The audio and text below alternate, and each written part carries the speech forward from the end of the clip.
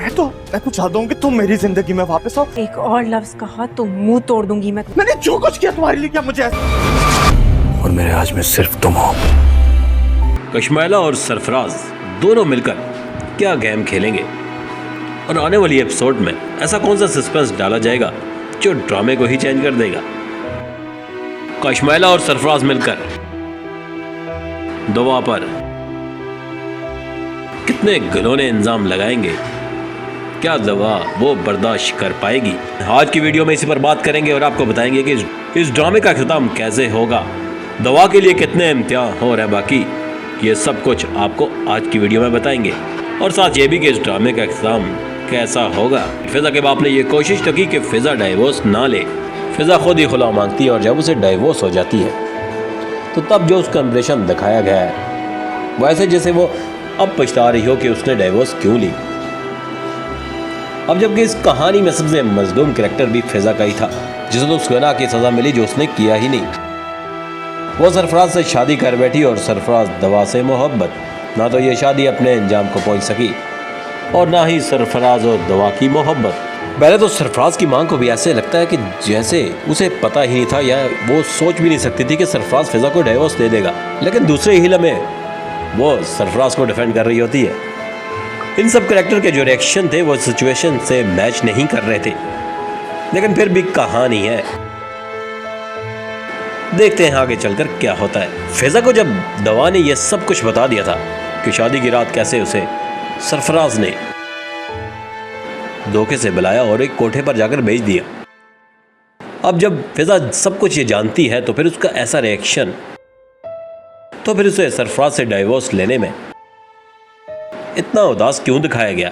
क्या फिजा को अब भी यह लगता है कि सरफराज को एक मौका और देना चाहिए था, या फिजा के बाप को, जबकि हकीकत वो भी जान चुका है।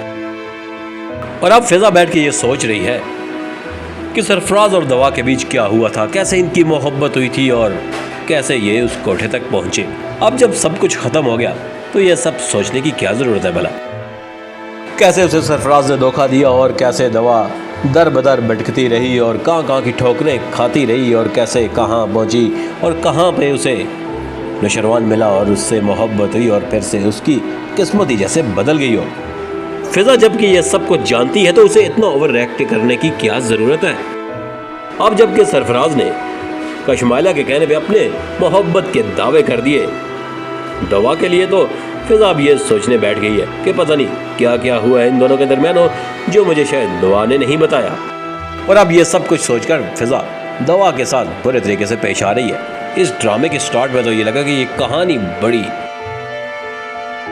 ज़बरदस्त होगी, लेकिन आगे चलकर ये कहानी तो सिर्फ सरफराज के कैरेक्टर की गिर्द घूम रही है। कशमैला ने भी सरफराज से हाथ मिला लिया और सरफराज ही इस कहानी का विलन है। सरफराज जो कि पहले भी दवा के घर उससे मिलने आ चुका है। अब जबकि दवा की बहन को डाइवोर्स हो गई और उसके बावजूद सरफराज दवा के घर तक पहुंच गया है और दवा उससे मिलती भी है। हालांकि दवा चाहती तो वो पहले ही सिक्योरिटी गार्ड को बुलाकर उसे घर से निकलवा सकती थी या घर से अंदर ही ना आने देती। सिर्फ एक कहानी में इमोशनल सीन डालने के लिए सरफराज दवा के घर में घुस जाता है और वहाँ जाके फिर उससे अपनी मोहब्बत का इजहार करता है।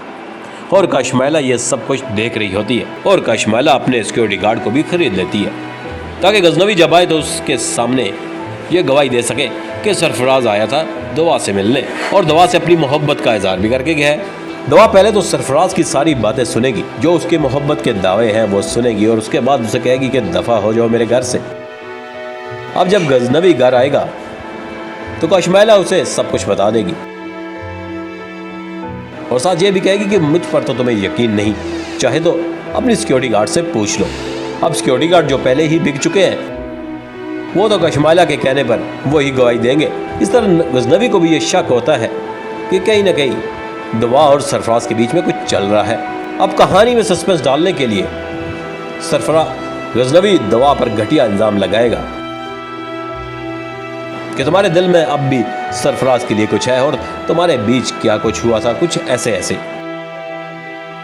और दवा ये सब कुछ बर्दाश्त नहीं कर पाएगी, उसे चक्कर आएंगे, वो गिर जाएगी। तभी डॉक्टर को बुलाया जाएगा और डॉक्टर ये खुशखबरी सुनाएगी कि दुआ उम्मीद से है। अब सरफराज को यहाँ खुश होने के बजाय सरफराज को कहानी में एक नया सस्पेंस है। अब कहानी में मजीद सस्पेंस डाला जाएगा और नशरवान यानी कि गजनवी दवा से ये कहेगा, गजनवी ये सोचेगा कि ये बच्चा मेरा है या सरफराज का। ये बात दवा बर्दाश्त नहीं कर पाएगी और वो नाराज होकर अपने बाप के घर चली जाएगी। और ये सीन हम प्रोमो में देख चुके हैं कि दवा और गजनवी के बीच अनबन हो जाती है और दवा अपने बाप के घर चली जाएगी। अब फिजा जो कि पहले ही डाइवोर्स लेके उस घर बैठी है और दवा भी जब उस घर पहुंच जाएगी तो उसका बाप सोचेगा, यार उसका बाप ये सोचेगा कि फिर से मेरे घर को किसी की नज़र लग गई कि मेरी दोनों बेटियां घर आकर बैठ गई हैं। अब गजनवी को यह कैसे हकीकत पता चलेगी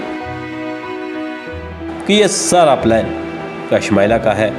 कशमाइला ने सरफराज को इतनी हिम्मत दे दी कि वो ना सिर्फ गजनवी के घर तक पहुंच गया बल्कि उसके ऑफिस भी पहुंच जाता है और वहां पे भी उसे ब्लैकमेल करने की कोशिश करता है।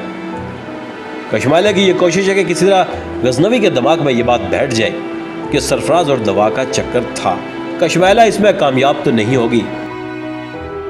एंड द एंड दवा की मोहब्बत जीत जाएगी और गजनवी को सब हकीकत पता चल जाएगी। यह सब होने से पहले और कितने ऐसे सीन्स दिखाए जाएंगे या और ऐसे कितने हमें डायलॉग सुनने पड़ेंगे जो इंतहाई घटिया किस्म के होंगे, क्योंकि अब हमारे ड्रामा राइटर्स को भी ये पता है अगर कुछ नया बेचना है तो यही सब कुछ करना है। इसलिए अगर आप ड्रामास देखें या उनकी स्टोरीज देखें तो ऐसे ऐसे वाहियात किस्म के सीन्स दिखाए जाते हैं, मगर फिर भी उनकी व्यूअरशिप बढ़ती ही चली जा रही है। इस कहानी में भी हमें कितना कुछ और देखने को मिलेगा या सुनने को, ये तो आगे चलकर ही पता चलेगा। कैसे पहुंचेगी कशमाइला अपने अंजाम को, सरफराज का किरदार कब और कैसे खत्म होगा, क्या सरफराज को जेल होगी या गजनवी उससे दवा का बदला लेगा।